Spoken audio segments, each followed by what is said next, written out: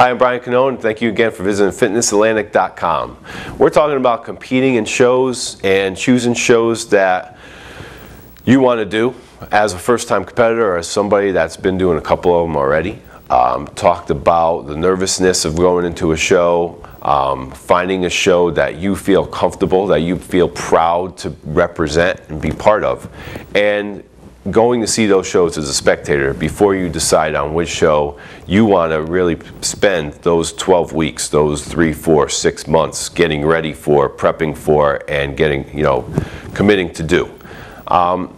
In this video, I'd like to talk a little bit about what each show has to offer. So my experience was I went as a spectator to all the shows that were in my state, and I knew a little bit about what they were about and which show I wanted to do based on my level as a competitor and going in. There was one show, like I said, it was more geared towards novice competitors, so that was one that many people chose to do as their first show. Some people were really good, some people just wanted to jump right in and do a more advanced show, and that's fine. What you want to look at also is each show is run a lot of times by different federations. Those different federations have different criteria of what they're looking for. Back when I was doing shows, the internet wasn't what it is today. You weren't able just to Google it and find out what the show was about and see their website and find out information. Basically, you had a few magazines you could look at. So you had, your Flex magazine would have a list of some shows in there.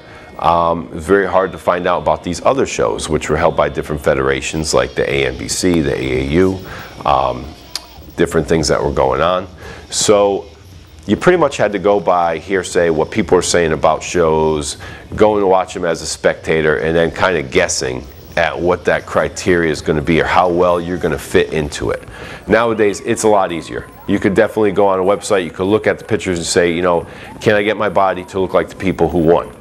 So that's something to look at and say, do I look similar to the guy that won his class, or is that criteria of what my physique offers sort of fit their judging criteria? Now, nowadays, it's not just about bodybuilding, though. Back then, it was just pretty much you had bodybuilding, you had male bodybuilding, female bodybuilding. That was it. Then you started to have fitness come into place, which started from the aerobic championships. It kind of was a breakaway from that. Nowadays, fitness is, in a way, you gotta say it's kind of fallen off because bikini's coming up, and bikini and figure. Figure is more hardcore than bikini. The women are definitely more muscular physiques than a bikini competitor. And each bikini division of different federations is also different. You're going to find the look of different federations is different, and the criteria is different. The T-walks are different. T-walk is when you come out on stage, what side you're coming from. Are you walking by yourself, or are you just coming out in a line of girls and having comparison posing? So if it's comparison, what that means is you have a line of 15 girls and the judges are moving people around and just taking a look at that line. Or are you coming out on stage individually and walking on stage and doing a T-walk presentation where you walk out to 1X, you walk dead center, you go stage right, stage left, and then off?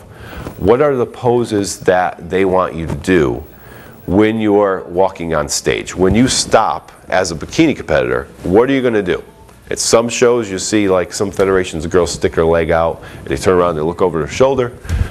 Some are more pageant-like in their walks. Usually they stand a little bit to the side. They have one foot over, like kind of over the other. You want to find out what that is. What does that mean? And sometimes even when you look on the federation's websites, it's still not really detailed. You don't really know.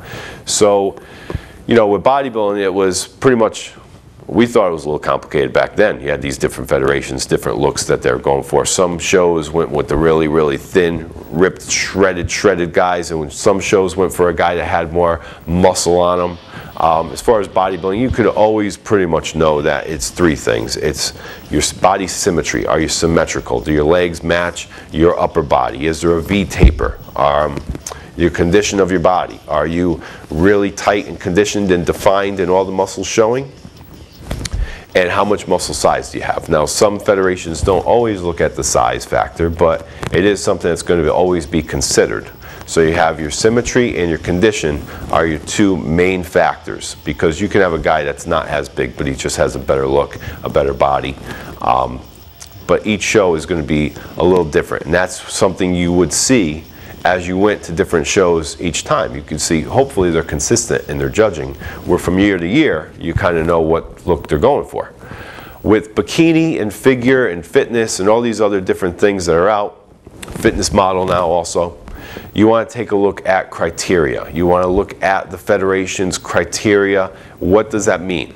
And are they consistent? So you know, because you went to watch these shows, you kind of have a feel for what they're looking for, what they're all about, how to prep yourself to go into that show, and at least know that you've done the right steps to get yourself on stage and be ready for that event of that day.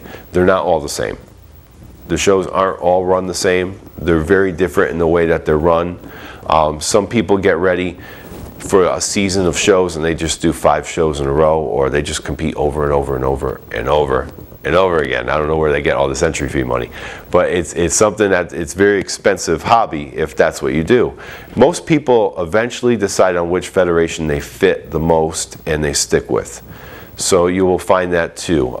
Certain competitors sometimes put the organization before their name. You know, they put the NPC or WBFF or some type of federation thing before their name. They feel so, you know, drawn to that federation. Most of the time you'll see that once they turn pro. You know, you'll see that more often. But you want to find which one you're comfortable with, which federation you fit into. But when you're looking at that, you're also going to look at other things too. And we'll talk about that in the next video. Thank you.